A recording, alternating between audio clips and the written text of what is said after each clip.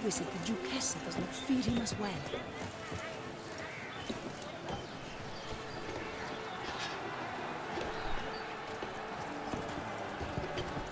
Giant belched forth the roar so hot, it shook all the bones in the cheese.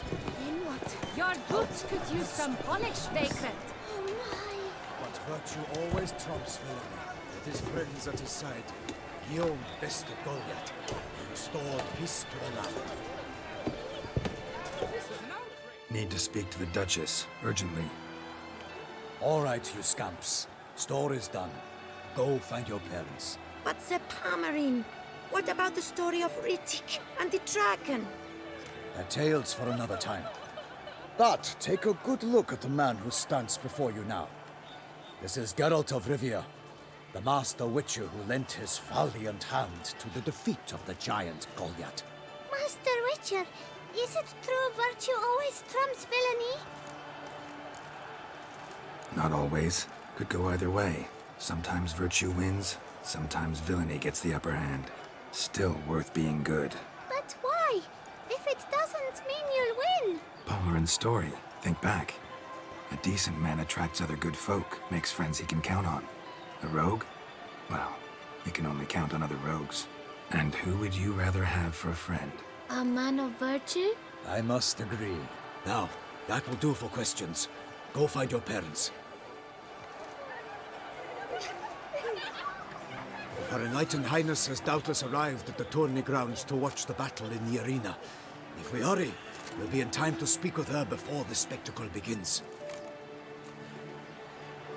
Lead the way.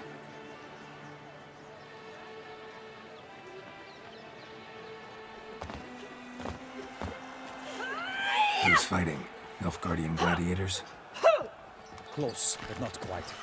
As you will soon see. Someone's gonna fight a Shaelmar? With only some bells on its tail to confuse it, slow it down? Whatever is the problem? The beast is a gift from the Emperor, no less.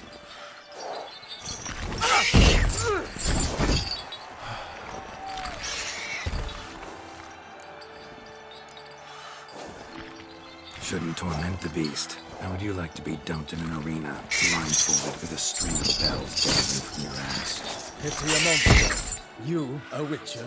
I slay monsters who are a threat to humans. You're out to humiliate one to entertain a crowd. No knight will gain any glory from this. Who's going to fight the beast? Guillaume, the young man you met. Yeah. Mentioned he'd promised his heart's capture a monster trophy. Great love demands great sacrifices. Let's go.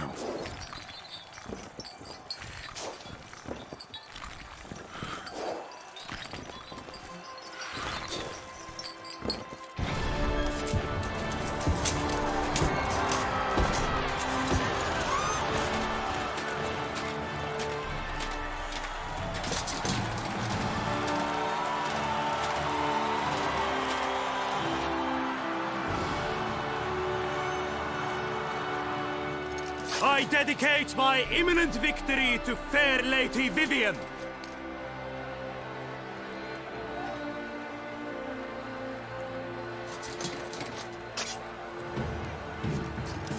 It's begun. The fight shall have to end first. We must wait.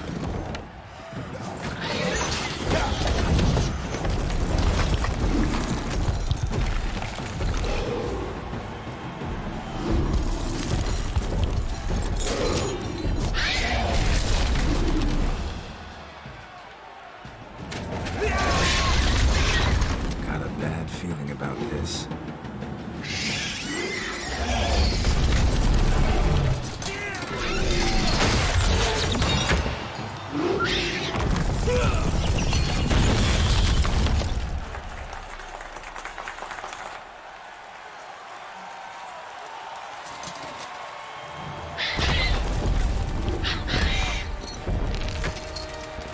Damn it.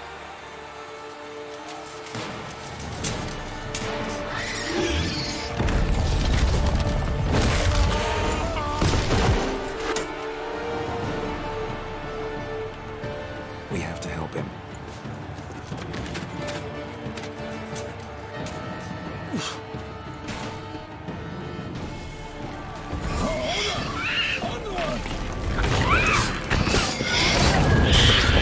Alas, for nightly, the beast heaves its foul girth. Show me. Knocked him to earth. Enter in one mighty pound to give fight to the beast. Its plans confound. The fate of the beast has been weighed by the gods. Soon the witches have triumphed against all odds. The witcher waited till the time was true. Then 12 gods came to one, struck the monster right through. Like a bow who leaves at the love's first burden, so the witcher ruled the silver and his power hard earth. No, outreach away.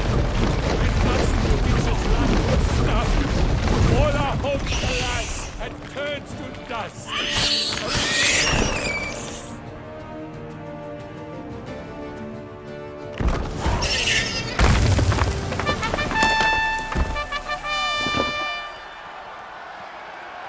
The Shelma lies defeated by Geralt of Rivia, master of the witchering trade.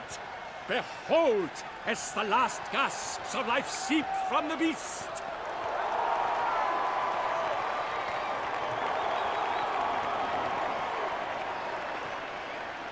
Master Geralt, do what you must. Finish the deed!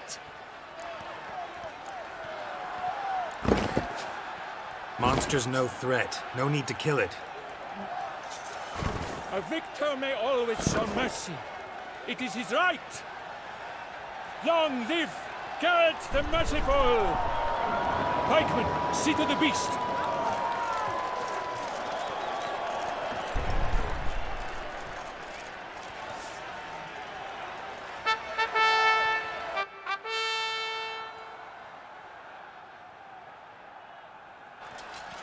Forgive me. I am not as nimble as in my younger years. You fought bravely. Thanks for your help.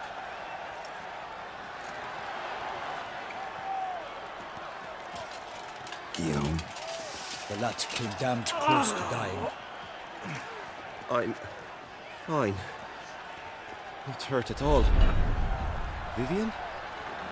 Smile as befits a hero and keep silent. Speech clearly paints you. She approaches.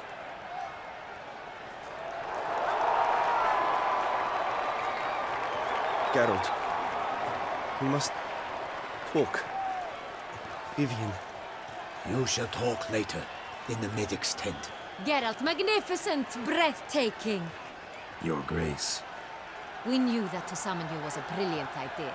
We are delighted, ravished to have struck upon it. And I'm truly, honored. See to our young hero. Hop, hop. For we must make off with Geralt. We should talk. We had been long awaiting your arrival. Had nearly lost hope. Then suddenly, that entrance, so spectacular. Your Grace. Shaelmars are dangerous creatures, even to knights in full-plate armor. Nonsense. In Toussaint, knights have battled beasts for mere glory since time immemorial. True. Guillaume suffered a few bumps, scars, and bruises, but in return gained eternal glory as he who slew the monster. What about the crowd? Say the Shaelmar had vaulted into the stands. Would have been a massacre.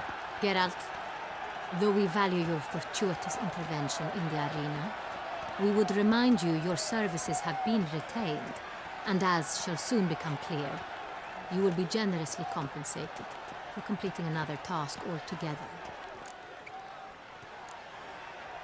Your Grace, my contract. I'd like to discuss it. Naturally, but not here. We shall need Damien. He led the investigation pending your arrival. But wherever could he be? Come, we must find him.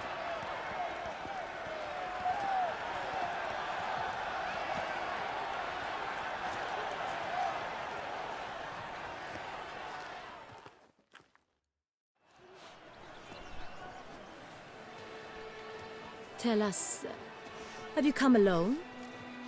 Or did Viscount Julian accompany you? Wish to see Dandelion, Your Grace? Yes. I mean, no.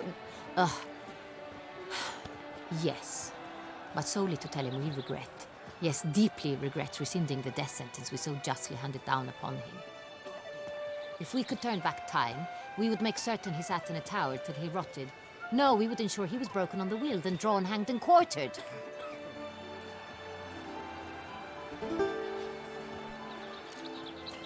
Ah, the very man we would entrust with these tasks. Damien de la Tour, captain of my personal guard. Your Grace. Witcher. Greetings.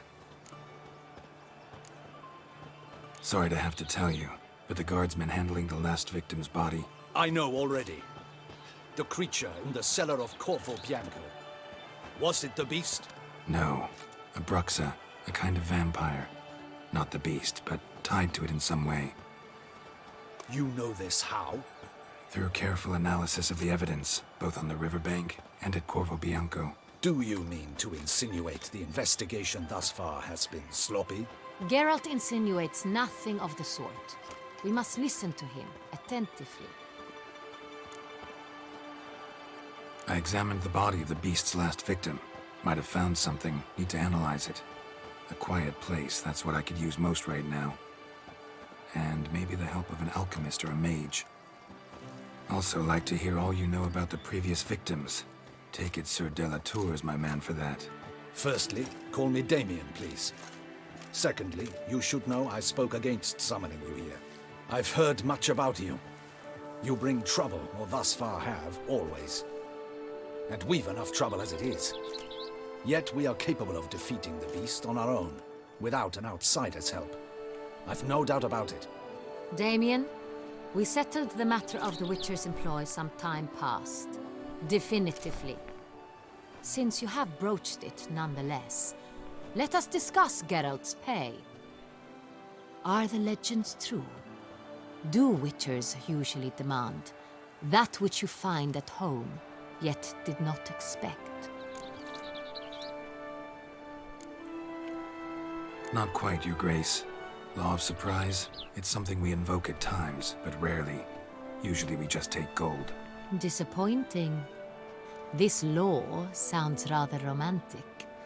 On the other hand, on returning to the palace, we would likely find impatient petitioners or a set of sample fabrics for a new dress.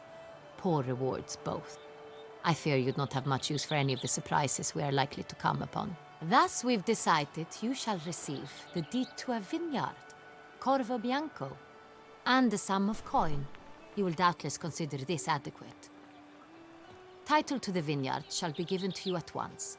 Surely you'll need lodgings while you hunt.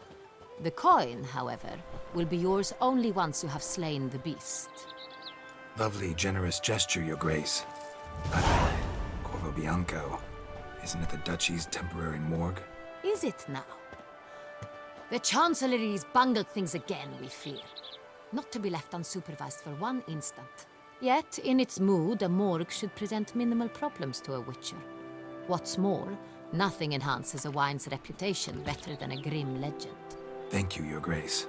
I accept the contract, of course. But as I said before, I'll need some information. Second murder. Tell me what you know. In the city, there are certain nooks. No one reasonable ventures there after dark. Ramon Dulac's corpse was found in one such place. With the first murder, terror gripped the city. Its inhabitants grew wary, kept to safe areas. Consequently, news of the second victim came to us from a group of concerned cut-purses. Criminals fear the beast? Telling in a way. Take it you've excluded the possibility that Ramon died at the hands of these bandits. Do you believe me an amateur? Not hands, but claws killed Ramon Dulac. The wound was deep, clean. His body was found in the gutter, dressed in nightshirt and cap, a pillow placed under his head, and his sword replaced by a bed warmer. Ramon Dulac, a knight who but a dozen years past was an advisor to our father, the Duke. Someone went to a lot of trouble to make him look ridiculous. Maybe revenge was the motive. It's not out of the question. Dulac had shady dealings with the criminal underworld, but no one ever came forth with concrete proof of any misdoings. How'd it start? Who was the first victim? Crespi was the first to die. He was famed once for his many glorious tournament victories. Then he grew old, hung up his sword, and took to winemaking. Crespi was not loved by the wine merchants. He was ruthless in business and thought to cheat many a time. He asked us for a dispensation from all court ceremonies. We did not grant it. We could not. Once you've taken the oath of a knight, you remain a knight till death. How'd he die? Where'd they find the body? Quite unusual, the circumstance. He was at a feast when suddenly one of his fellow feastgoers noticed he was missing. The town watch found him an hour later. On his hands and knees, propped against the town pillory, his sword hanging from his neck. He had died of wounds inflicted with claws, not a weapon. Blows of great force. So he died suddenly, but the body was on its knees, meaning someone posed it. So it seems. So, first two victims were knights, best years behind them. The same could be said of the third. Sir Delacroix was wont to claim that in modern times knights face new challenges, enterprise being the latest addition to the chivalric virtues. He made a veritable fortune in the grain trade. Palmerin even nicknamed him Sir de la Stinchi. Found a coin pouch on his body. Contained florins dating from various times, hailing from different provinces of the Empire. Delacroix loved coin, true, but had no patience for numismatics. Lots of similarities between the victims. All the bodies were found in strange places under extraordinary circumstances. Seems the murderer, whoever or whatever it is, has some meaning to convey. These were honorable men. We are horrified by the disdain, the disrespect with which they were treated. These were knights of Toussaint. Blast it. Might be the point. From what you say, none was a model of virtue. Ever considered that's what the beast's trying to draw attention to? All the murdered men were knights who swore fealty to the 5 chivalric virtues. And even if the Knights of Toussaint swear fealty to what virtues exactly? honor, wisdom, generosity, valor, and compassion. 5 virtues. Why are they so important to your knights? Strange question. Your Grace, forgive me. I'm a foreigner trying to understand another land's customs. You are forgiven. According to legend, the virtues we cultivate were bestowed upon us by the Lady of the Lake. How we truly came to espouse them, none remember. In Toussaint, we believe men of low birth should be simple-hearted and obedient. We expect much more, however, of our knights. They are to be soldiers and courtiers, lords and servants. Thus, the need for clear moral guidelines. At the time of his dubbing, a knight vows to demonstrate throughout his life honor, wisdom, generosity, valor, and compassion.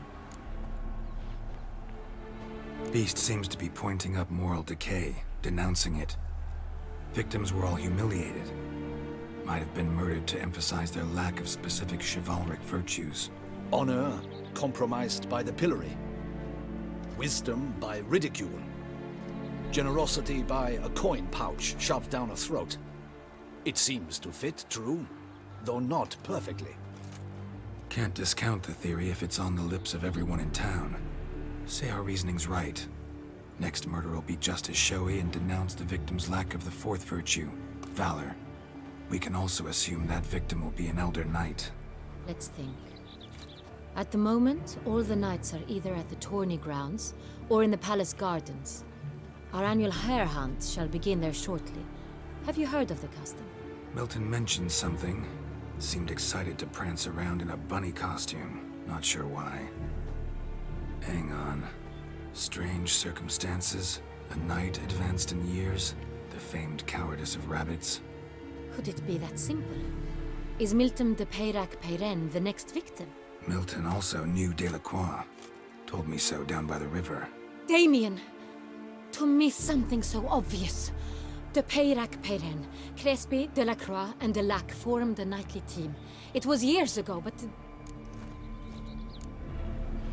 They were a team? they were close friends, tightly knit, and as such earned the trust of our father, the Duke. We often witnessed him turn to them with delicate matters. Later, their paths diverged. Unlikely to be a coincidence. Beast must know it too. It's a lead, I'm sure. Your Grace, we need to find Milton, immediately. Rather problematic. You see, the garden entertainments are due to start, and he's disguised as the Hare, hiding somewhere, waiting for some tipsy courtiers to find him. The Hare's hiding place is a carefully guarded secret. We must call off the game, at once. First and foremost, we must remain calm. Damien, order the garden searched immediately, but discreetly. By no means can we disrupt the festivities. Panic will only incite the beast to strike sooner. And you, Witcher, follow me. My gardens, my night, I shall take the fall.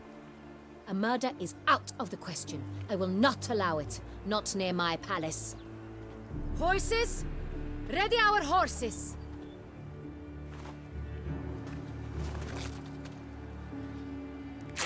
Your Grace!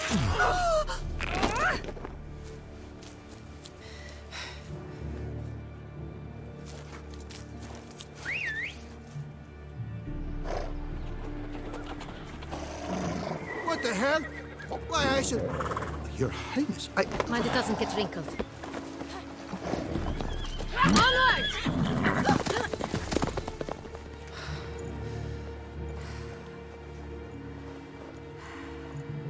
Hey! That is silk! Be careful! Give it to me!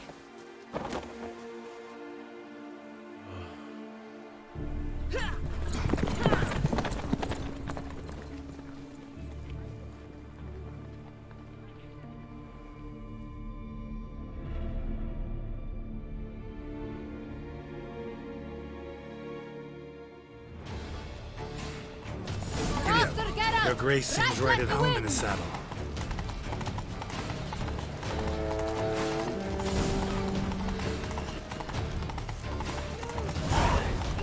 Clear the path! Clear the way, I said!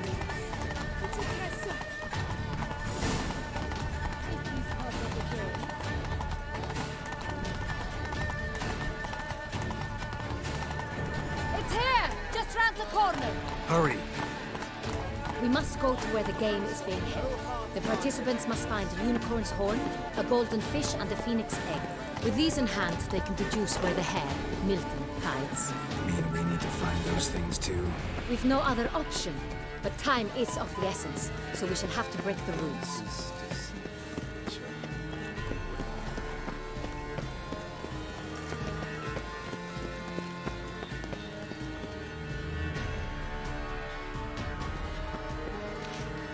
Second thought, through here.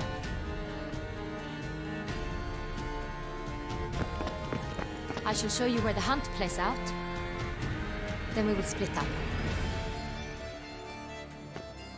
You will get hold of the unicorn horn and the golden fish, while I nab the phoenix egg. That will be quickest. The unicorn. How do I catch it? It's terribly skittish, true, but I'm sure you will find a way to earn its trust.